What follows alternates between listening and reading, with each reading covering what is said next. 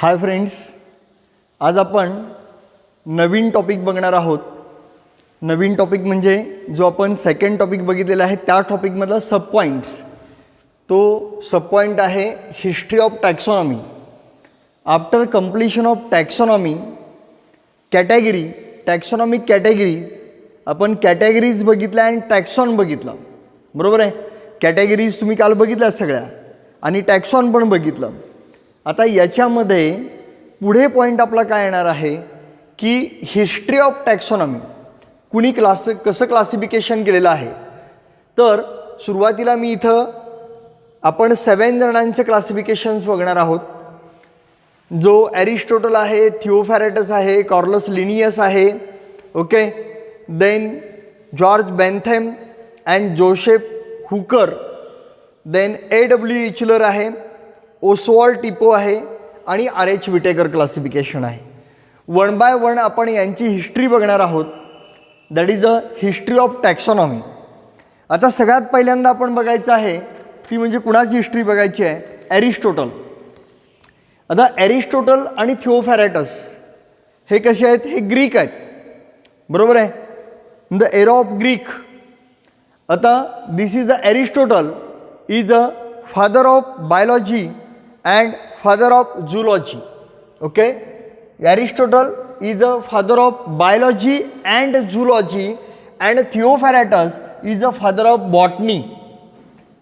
आता थिओफॅरेटस हे father of botany आहेत आणि ॲरिस्टॉटल हे फादर ऑफ बायोलॉजी आणि झूलॉजी आहेत. यांनी कसं क्लासिफिकेशन केलं? Aristotle classify the plant.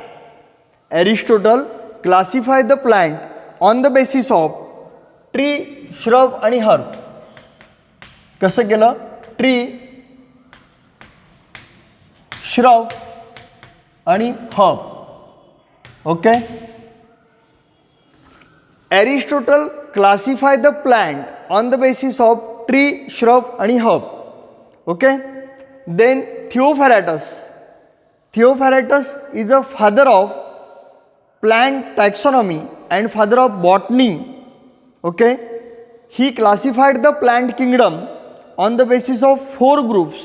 Okay. याच्यामध्ये फक्त एकच ॲड करायचं आहे, tree, shrub, herb, tree, shrub, under shrub आणि हर्ब. ओके. एवढाच फक्त याच्यामध्ये पॉईंट ॲड करायचा आहे. आपण इथं घेऊ, एक घेतलेला आहे ट्री, त्याच्यानंतर घेतलेला आहे श्रब, अंडर श्रब आणि herb. Okay. Then next point आपण बघणार आहोत जे कार्लस लिनियस. कार्लस लिनियस आपण कुठे बघितलं होतं? That is a father of taxonomy. हा कसा आहे? Father of taxonomy. आणि हा कसा आहे Theophrastus? Father of ancient plant taxonomy. हा दोघांच्यामध्ये डिफरन्स आहे. ओके. हा पण MCQ विचारला जातो नीटसाठी. काय विचारलं जातं? थिओफॅरेटसच्या रिलेटेड विचारलं जातं तुम्हाला. Father of ancient plant taxonomy. Father of ancient plant taxonomy that is a Theophrastus. आणि Carolus Linnaeus. Okay. Carolus Linnaeus is a father of plant taxonomy और father of animal taxonomy. Father of plant and animal taxonomy असेल तर Carolus Linnaeus. Carolus Linnaeus the 2 kingdom system of classification. 2 kingdom. Okay. 2 kingdom system. आता 2 किंगडममध्ये सिस्टीममध्ये काय येतं तर माहिती आहे तुम्हाला. 2 किंगडममध्ये एक येतं प्लॅन्टी, ओके, आणि एक येतं ॲनिमालिया. हे 2 kingdom system of classification. Okay. Carolus Linnaeus 2 kingdom system of classification. Theophrastus he described the plant on the basis of tree, shrub, undershrub and herbs. Okay. And Aristotle tree, shrub and herb. Then George Bentham and Joseph Dalton Hooker, okay, he classified the plant on the basis of spermatophyta. Okay. On the basis of spermatophyta. on the basis of that spermatophyta. Spermatophyta. In spermatophyta, 202 families are there. 202 family. In 202 family, spermatophyta is again divided into, okay, 3 class. First class is a dicot. Second class is a monocot. And third class is a gymnosperm. Okay, gymnosperm. In gymnosperm, only 3 families are there. Only 3 families are there. In monocot, 34 families are there. In dicot, 165 families are there. 165. Okay, largest families in dicot आणि smallest family in gymnosperm. हा MCQ तुम्हाला नीटसाठी विचारलं जातं. नीटसाठी विचारलं जातं तुम्हाला. That is a Bentham and Hooker classification. Bentham and Hooker classified the plant on the basis of Spermatophyta. 202 families are there. In their smallest families in gymnosperm and largest in dicot. Okay. After that, A.W. Eichler. A.W. Eichler, that is the first phylogenetic classification. This is a little classification, first phylogenetic classification. Okay. First phylogenetic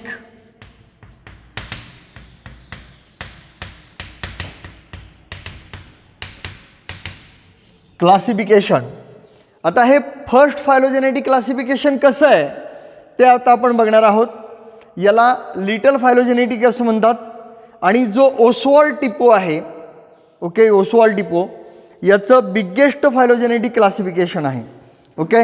आता इथं first किंवा दुसरा MCQ असा विचारला जातो, little phylogenetic classification. Okay. आणि Oswald टिपोचं जे आहे, ह्या ओसवाल्ड टिपोच्या रिलेटेड तुम्हाला विचारलं जाणार आहे बिगेस्ट फायलोजेनेटिक क्लासिफिकेशन. बिगेस्ट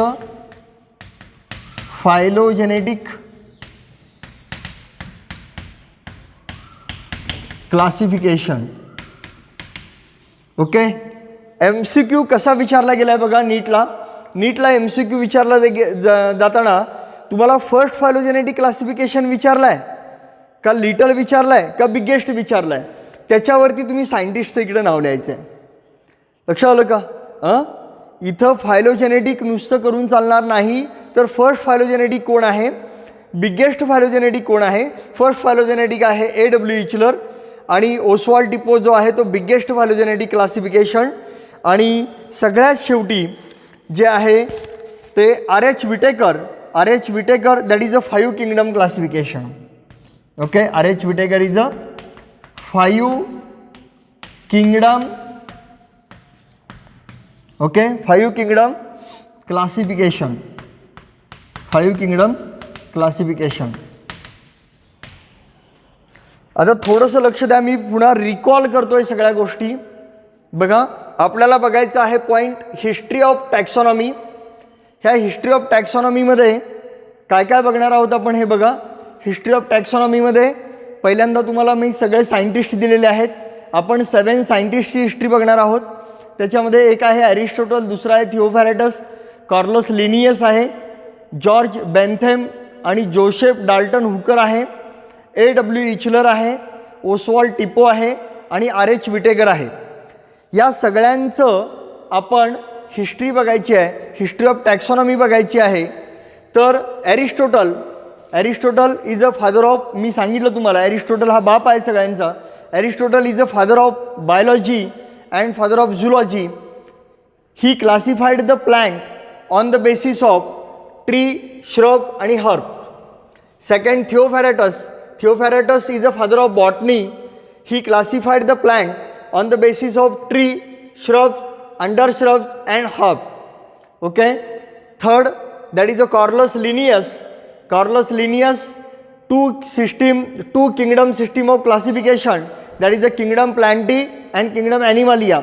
एवढंच दोन सिस्टीमचं क्लासिफिकेशन केलं की यांनी कॉर्लस लिनियसनी सांगताना सांगितलं की मायक्रो ऑर्गॅनिझम हे डिवाइड करताना एक तर ते प्लांटीमध्ये टाकले किंवा एक तर ते ॲनिमालियामध्ये टाकले. Okay. George Bentham and Joseph Dalton Hooker यांनी जे क्लासिफिकेशन केलेलं आहे हे plant classification on the basis of Spermatophyta. Okay. या स्पर्मॅटोफायटामध्ये, फायटा म्हणजे प्लांट. ओके. स्पर्मॅटोफायटामध्ये 202 फॅमिलीज आहेत. 202 फॅमिलीज आर देअर. इथं क्वेश्चन विचारताना नीटला तुम्हाला हेच विचारलं जातं, एकतर सायंटिस्टचं नाव विचारलं जातं किंवा ह्या ज्या स्पर्मॅटोफायटाच्या फॅमिलीज आहेत या स्पर्मॅटोफायटाच्या फॅमिलीजमध्ये सगळ्यात कमी फॅमिलीज कुणाच्या आहेत आणि सगळ्यात जास्त फॅमिलीज कुणाच्या आहेत. ज्या जास्त फॅमिलीज आहेत त्या डायकॉटच्या आहेत. डायकॉट म्हणजे तुम्हाला माहिती आहे द्विदल वनस्पती जी आपण म्हणतो. ओके. 2 पार्ट्स असे होणारे दॅट इज अ डायकॉट. आणि जिम्नोस्पर्म जे आहेत यांच्या फक्त सगळ्यात कमी 3 फॅमिलीज आहेत. ओके. त्याच्यानंतर आपण बघणार आहोत AW इचलर. ह्या AW इचलरमध्ये फर्स्ट फायलोजेनेटिक क्लासिफिकेशन. इथं मी तुम्हाला मगाशी एक्सप्लेन केलं, पुन्हा रिपीट करतोय. तुम्हाला काय विचारलं आहे, फर्स्ट फायलोजेनेटिक क्लासिफिकेशन विचारलं आहे का बिगेस्ट फायलोजेनेटिक क्लासिफिकेशन विचारलं आहे, याच्यावरती याचे आन्सर डिपेंड आहेत. ओसवाल्ड टिपोचं बिगेस्ट फायलोजेनेटिक क्लासिफिकेशन आहे आणि AW इचलरचं फर्स्ट फायलोजेनेटिक क्लासिफिकेशन आहे. आणि जो RH विटेकर आहे ह्या RH विटेकरचं 5 किंगडम क्लासिफिकेशन आहे. आता 5 किंगडम क्लासिफिकेशन RH विटेकरचं, AW इचलरचं फर्स्ट फायलोजेनेटिक आणि ओसवाल्ड टिपोचं बिगेस्ट फायलोजेनेटिक क्लासिफिकेशन आत्ता आपण सगळ्यात पहिल्यांदा स्टडी करणार आहोत. ते म्हणजे पहिल्यांदा लिटल फायलोजेनेटिक क्लासिफिकेशन काय होतं आणि मग बिगेस्ट कसं आलं आणि बिगेस्टचा बेस काय होता आणि मग नंतर 5 किंगडम क्लासिफिकेशनला जाणार आहोत. आणि 5 किंगडम क्लासिफिकेशनला गेल्यानंतर मग आपण तुम्हाला जे 10thला 5 किंगडम क्लासिफिकेशन्स होते डिटेलमध्ये ते बघणार आहोत आपण. आता बघा, आपण सगळ्यात पहिल्यांदा जायचं आहे आता first phylogenetic classification that is a little phylogenetic by AW Eichler. Okay. आता आपण बघणार आहोत AW इचलर. AW इचलरमध्ये फर्स्ट फायलोजेनेटिक क्लासिफिकेशन. आता फर्स्ट फायलोजेनेटिक क्लासिफिकेशनमध्ये काय आहे बघा. फर्स्ट फायलोजेनेटिक क्लासिफिकेशन और the little classification, the plant classified. Okay. That plant kingdom are classified on the basis of Cryptogamia आणि Phanerogamia. Crypto means hidden. Gamy. Okay. Hidden marriage. Gamy म्हणजे marriage. Okay. Not a hidden marriage. That is the sex organs are not visible. In a phenerogamy, that is the sex organs are visible. Okay. That sex organs are not visible in cryptogamy, thallophyta, okay, bryophyta, then pteridophyta. And in phenerogamy, sex organs are visible, gymnosperm and angiosperm. Okay. आता इथं हे AW इचलर आहेत, यांनी जे first phylogenetic classification केलं किंवा little classification केलं याच्यामध्ये एकूण 5 डिव्हिजन्स आहेत. ओके. कुठल्या डिव्हिजन्स आहेत? थॅलोफायटा आहे, ब्रायोफायटा आहे, टेरिडोफायटा आहे, जिम्नोस्पर्म आहे, अँजिओस्पर्म आहे. तुम्हाला नीटसाठी जो MCQ विचारला जाणार आहे तो नीटचा MCQ हा याच्यावरती तर डिपेंड असणार आहे. एक AW इचलरवरती, दुसरा MCQ डिपेंड असणार आहे फर्स्ट फायलोजेनेटिक क्लासिफिकेशनवरती, तिसरा MCQ तुमचा असणार आहे तो म्हणजे सगळ्यात महत्त्वाचं त्याची arrangement in order to evolution. Okay. त्याची उत्क्रांती कशी झाली, त्याचं इव्हॅल्युशन कसं झालं याच्यावरती असणार आहे. That is the arrangement them in order to evolution. मग पहिल्यांदा घ्यायचं थॅलोफायटा, नंतर घ्यायचं ब्रायोफायटा, नंतर घ्यायचं टेरिडोफायटा, नंतर घ्यायचं जिम्नोस्पर्म, नंतर घ्यायचं अँजिओस्पर्म. इथंपर्यंतचा पार्ट लक्षात आला का बघा. Okay. AW Eichler that is a first phylogenetic classification. Okay, first phylogenetic क्लासिफिकेशनमध्ये हा पार्ट सांगितलेला आहे. आता आपण त्याच्यानंतर बघणार आहोत ओस्वाल्ड टिपोचं. बरोबर आहे का? आता आपण नेक्स्ट 6 नंबरचं क्लासिफिकेशन बघतोय, ते म्हणजे ओस्वाल्ड टिपो क्लासिफिकेशन. आता इथं 2 MCQ येतात. एक बिगेस्ट फायलोजेनेटिक क्लासिफिकेशन आहे, हे बिगेस्ट फायलोजेनेटिक क्लासिफिकेशन ओस्वाल्ड टिपोचं आहे. दुसरं मोस्ट ॲक्सेप्टेबल क्लासिफिकेशन म्हणून MCQ विचारलं जाणार आहे तुम्हाला. दोन्ही पण फायलोजेनी आहे. मगाशी बघितलेलं AW इचलर पण फायलोजेनी आहे, हा पण फायलोजेनी आहे. पण या त्या दोघांच्यामध्ये मोस्ट ॲक्सेप्टेबल कोण आहे, तर मोस्ट ॲक्सेप्टेबल आहे ओस्वाल्ड टिपोचं क्लासिफिकेशन. यांनी काय केलं तर जो प्लांट किंगडम आहे, या प्लांट किंगडमचं classification on the basis of embryo, हे खूप महत्त्वाचं आहे. क्लासिफिकेशन केलेलं आहे, पण कुठल्या बेसवर केलेलं आहे? On the basis of embryo. First is a Thallophyta, okay. Second is a Embryophyta. Thallophyta that is a embryo is absent. Okay, थॅलोफायटामध्ये एम्ब्रिओ ॲबसेंट आहे आणि Embryophyta embryo is a present. जर एम्ब्रिओ प्रेझेंट असेल तर त्याचं पुन्हा classification करताना on the basis of vascular tissue बघितलं आहे. वेसल्स माहिती आहे तुम्हाला, ओके. झायलेम आणि फ्लोएम आपण बघितलं होतं, आणि ह्या झायलेम आणि फ्लोएममध्ये पुन्हा बघा वॅस्क्युलर टिश्यूमध्ये, ओके. ओला मी इथं अंडरलाईन केलं. म्हणजे absent. Okay. Trachea, okay. Tracheata that is a Tracheata that is a Bryophyta, म्हणजे non vascular. Okay, non vascular. तिथं तुम्ही हा वर्ड कुठून आला तर झायलेम आणि फ्लोएमचं क्लासिफिकेशन दिले बघा. झायलेम आणि फ्लोएमचं क्लासिफिकेशन प्लांट अनाटॉमीमध्ये, ओके. तिथं ट्रकिया, वेसल्स वगैरे आहेत. Okay. Atracheata that is a Bryophyta, non vascular plant. म्हणजे आपण थॅलोफायटा कंप्लीट केलं आहे, इथं ब्रायोफायटा कंप्लीट केलेला आहे. आणि जे बाकीचे कुठले राहिले कोण? एक थॅलोफायटा झाला, दुसरा ब्रायोफायटा झाला. राहिला कोण? टेरिडोफायटा, जिम्नोस्पर्म आणि अँजिओस्पर्म. हे तिघा जणांना यांनी व्हॅस्क्युलर टिश्यूमध्ये टाकलं, दॅट इज अ ट्रकिओफायटा. ट्रकिओफायटामध्ये कोण आले? ट्रकिओफायटामध्ये एक आला, बोला पटकन, एक एक थॅलोफायटा आहे, इथं ब्रायोफायटा गेले, हे 2 गेले.